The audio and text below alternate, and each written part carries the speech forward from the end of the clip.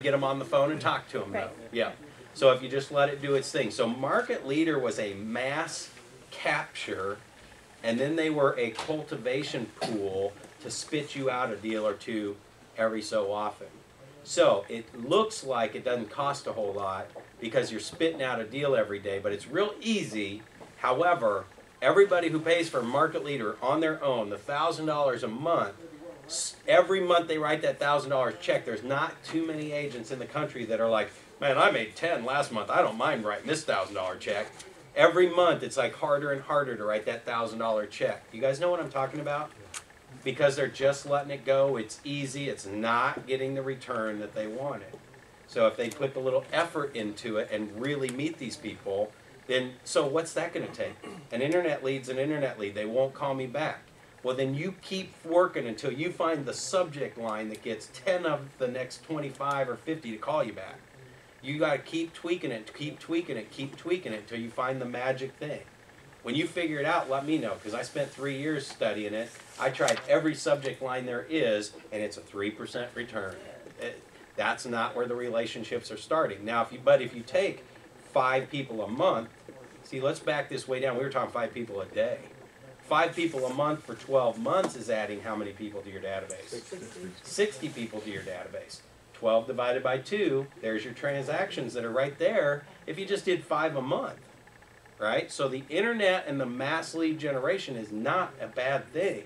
It's 5 new people that if you master this or whatever database you're using and drip consistently, persistently, and get this 8x8 and 33 touch stuff down no matter what it takes, you're going to start cashing in on those 60 are going to turn into 70, 120, 250, and pretty soon you don't have to go out there and look for new business anymore. So this is what Gary talks about when he says listing aggregators or lead capture aggregators, where these companies charge us to collect leads for us. You've got the leads right there in your database. You don't have to go out and look for new business. However, remember, again, there's times when I will sound contradictory, because I just said, you can work your database so well that you don't have to go out and get new business.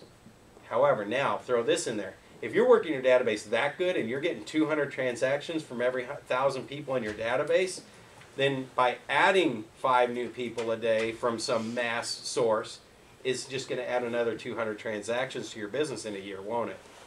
How many of you are starting to lose on the numbers? You guys see what I'm saying?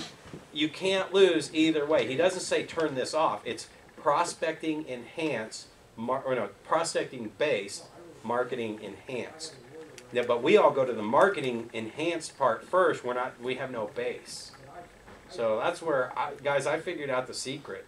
It's work with the people that you're meeting every day. They already like you. They want to help you. They want to do business with you. They're going to do business with you at least in the next 5 to 7 years. Every one of them, if you treat it like you just met them every day. Does that make sense? So, did I actually answer your question? No. Do you even remember what you asked me? Mm-hmm. Ask it again. Like we have top producer and e-edge, so when I'm adding 5 people a day, do Yes. I add them to both, or do I just add them to... Great question. Okay, I'm back on track. So now you guys have gotten a bigger perspective on that. Some of you may have a database already of people, and then you got e-edge sitting here, and you feel guilty because you're not using it. Here's the thing that I would do is pick the one that's really doing the stuff that's going to help you create the relationship, stay in touch with people consistently, persistently, and here's the one caveat, better than email. An all email drip campaign is not, just forget it. It doesn't work. Nobody's figured it out. It's a 1 to 3% return all day long. If you find something that gets a bigger return, let me know, because I'll go back to it in a heartbeat. But it's easy to let the emails go out automatically, so it's not going to what? Get the results that I want. It's not. It's got to be the more personalized you touch people, I'm telling you, every time you touch them, if I touch them like this, 100 times better return than if I just shot him an email. A handwritten note is about a 10 times better return than an email. A phone call is about 25 times better than an email or a mass letter.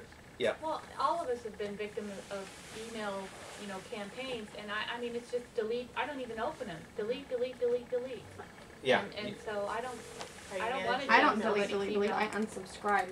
Yeah. So here's what I figured out in my coaching world, because when I'm helping people analyze their business and track stuff, there is the monthly email newsletter. Oh, but they got some good stuff in these email newsletters. I mean, you can get some really good email newsletters, and they're cheap. They're only like $15 a month or whatever. We could track how many people actually opened their emails. Now, I'm going to give you a little different spin. I was coaching loan officers for the first 4 years I became a professional coach. And it was the top of the top, the elites. It's just like when you see Keller Williams. If you see anybody in MAPS coaching, it's somebody at the top 20% of their game, okay? So these were the top agents, and we were their customers, right? So they would send out 200 email newsletters to realtors. How many of you get blast stuff from loan officers all the time? Those do get deleted or I unsubscribed. subscribe because you're deleting them so you remember them. So it's So these guys are doing exactly what we're doing. Man, I got this great newsletter. It goes out to the agent, really tells them what's going on in the marketplace. Said, great, open up the back office and tell me how many people saw the email. Because this thing would actually tell it if it made it to their inbox, right? It was 10 out of 200 saw it. 2 out of 200 clicked on anything in the newsletter. Okay? So we do this same thing. We send out stuff to our database. It's like, oh, I'm going to pull up my whole database of past clients. I'm going to shoot out this email to change their clock back, right? So you send that out to 200 people to change their clock back. 10 people probably saw it. 2 people probably thought anything more about you beyond that email click. So that's what's happening out there. But see, you went home that day going, I worked good today. I touched everybody in my database today. We feel good, right? So it's not working. It's not doing anything. Now, if I had called that same 1,000 people to say, hey, don't forget to change clocks back, how many people, like if I'm going to do it in 3 days, well, they're already, I couldn't do it all in one day. It's not going to happen, right? But if you make a call, if my computer pops up and says, call these 5 people today, you met them 4 weeks ago, and today's daylight savings, I have something to talk about, right? Next month is Thanksgiving, you have something to talk about. We all are so caught up in what am I going to talk about? What am I going to pick up the phone and they're just going to think I'm selling them something? This is where, again, I don't want to sound contradictory. Our purpose in anything in real estate is to, what do you want to do when you get a lead? What do you want to eventually have happen? transaction. An appointment. Or a referral. Yeah, and to get the referral or the transaction, you gotta get their name, address, phone number. You gotta stay in touch with them. You gotta get an appointment, right? It's not only name, address, phone number. It's name, address, phone number, and email. Yeah. Yeah, but I do that last because so many people do the reverse. Get their name and their email. Now there's no reason for me to give you your address and phone number. By the way, I'll give you a perfect script on that too. So, and I'm still working on your answer. All right. No. Maybe before bed I'll get it. Yeah. No, we're getting there. We're getting there. Now I forgot what I was doing. Oh, where was I? The script for the I don't have a email. script for that. So I'm going to give you the script in a minute. There was something else I was talking about, a topic, about the getting name, address, phone number. Oh, getting the appointment, right? I'm getting there, but I'm still lost. See this white? You have a reason to talk to Yeah, him. you said not. You have a reason to talk not to get him? the I email. forgot where that was going. Not to get the email. You do it. Okay, let me give you the script, because Yeah. that'll get me going again. All right, the script to get address and phone number, I will say almost every single time. I can get it 99% of the time. But my buyer's agents don't. And every time they don't get it, I just pick the lead back up and I call and I can get it. I'm 99% of the time, but I have mastered the script, okay? So when a call comes in, whether it's a signed call, an internet lead, ours come in through the 800 number, whatever it is, whoever I get on the phone, it's usually a buyer, right, calling about a property because we advertise properties out there. That's where most, would you guys agree that's where most of your stranger leads come from, right? Okay. So first thing I say is, well, I can't give you the script to keep them on the phone. You're going to have to figure that out. You just got to be yourself. But once you've got them on the phone and they haven't hung up on you, because some people say, this is not a script for, hey, what's the price on that house? You need to find the script that keeps them on the phone. Once you got them on the phone, here's the script you want to use. So now you're working, you're buying, because you obviously called on this property, so you're thinking of buying real estate, right? I mean, just something along those lines. It doesn't have to be these exact words. They're going to say, yeah, we're looking at it. Great, well, let me tell you something. You're working too hard. Just get that line down. You're working way too hard. And then a pause. Put pause behind that. Now you just pause for a second, because right now, what are you guys all thinking? I just said you're working way too hard. What's he gonna say? Well, Yeah. yeah, what do you mean working way too hard? How are you I gonna just, yeah. So make them pause for a second. Pauses are very powerful. I say, you know, you called off of either the magazine ad or the sign or the 800 number or whatever they called on. And I say, did you know that you're kind of looking at the leftovers? Okay, just get the leftovers so that you can work that into your script. You're kind of looking at the leftovers. Let me ask you, are you looking for a good deal? Is that a dumb answer? I mean, it's like an automatic answer. Who's going to say no, not really? It's an automatic yes every single time. See, here's the thing. You hear this stuff when you're coaching and training, and don't mix it up. Because they say don't ask a yes and no questions, right? So that's program. Ask what kind of questions usually, are we told? Open or wopen, why, when, where, yeah. Unless you can get them to say yes and that's the answer you want, or you can get them to say no and that's the answer you want. So these are dumb questions. So are you looking for a good deal? Well, yeah, that'd be nice. What if you could get your dream home and it were a steal? I mean, like a good deal. Would that be all right? It's another dumb question. And they're going to say yes. Well, let me explain something. You know, the homes magazines that you pick up are actually 3 weeks out of date. Okay? The signs, you know, you're driving around and you may not be driving by that really great deal because the great deals are, now you've heard this script before, great deals are great deals for a reason, and other people think they're great deals. So they sell before they ever hit the market, right? The internet, did you know it's actually like 3 to 4 days out of date most of the time? Now, some of you are internet agents, and you're like, yeah, but wait a minute. Don't get defensive here. You got to dumb and break all this down because you got them on the phone, and you want their what? Business. Their contact information, right? You got to get their name, address, phone number so you can set an appointment so you can get a sale. Crap. So I dumb it all down. You know, the internet's out of date. It's 2 to 3 days out of date. Now, you know they've called on properties that were sold, right, or under contract, so they know you're just being honest with them. They're out of date. The signs, you know, the newspaper ads, the homes magazines are out of date. So the good deals are gone before they hit a lot of that stuff. In fact, did you know, even open houses, 100% of the houses on the market don't have open houses every Sunday. So if you're going around looking at open houses, you're really looking at the leftovers. So I've got a instant notification process that can instantly notify you the minute your house, if it's a good deal and it's your dream home, it's so instant. Now this is part of my script. It's so instant that if you get an email from me at 11 o'clock and you leave your work at your lunch hour and you drive by it, you could literally be one of the first people in Kansas City to even see that house.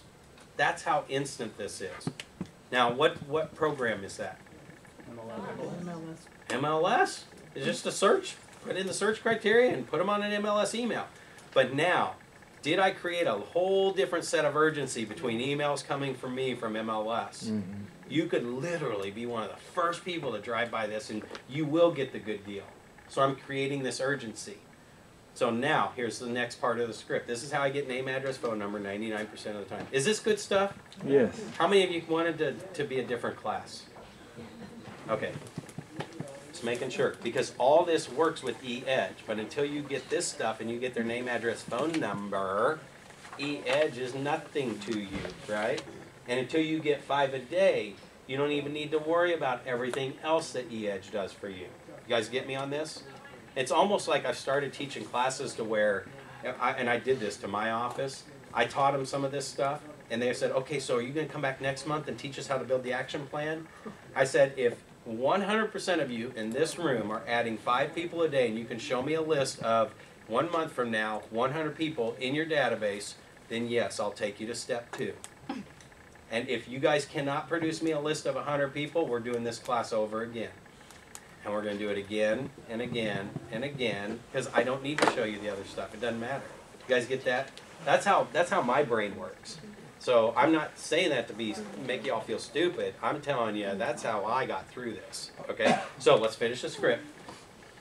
So it's instant notification, drive by it as quickly as possible, blah, blah, blah. All right, so you've probably been driving around looking at some stuff. So I'm going to go ahead and pull up everything in the MLS that's available as of today. Now it's going to be a big, thick stack. Okay? Now just hang with me. If you're all thinking, what the heck, I just want their email and email to them. Hang with me. It's going to be a big, thick stack of properties, and you've probably already seen some of these. It really, it's all the leftovers. So where would I mail those to? You guys catch that? It's a big, thick stack. It's probably some you already drove by, but it is all the leftovers. Where would I mail those to? Now, understand that this rolls, really, it's like, so we have an instant notification program. You could literally be one of the first people to drive by this property and get a good deal and get your dream home. Now, what I do is I'll go ahead and pull up everything that's on the market as of now. Now, it's kind of the leftovers, and you've already driven by some of them. But where would I mail those to? Can you see how that's all tying together? This is all interlinked. And you just stop until they, I'm telling you, you guys are going to drop the phone because 90% of them will start rattling off their address. You're going to drop the pen or go, oh crap, I don't even have pen and paper the first time you use this script. I don't even have anything to write it down with. It's okay, don't worry about it. You'll get it next time. Right? So when they get done, then I say, now, if I find a really, really good deal, and it is everything that you want in the house, what's the best number to reach you at? Now, is that your cell phone or work? Do you have your cell phone as well? Or do you have your work as well? Get two numbers every time I can, okay?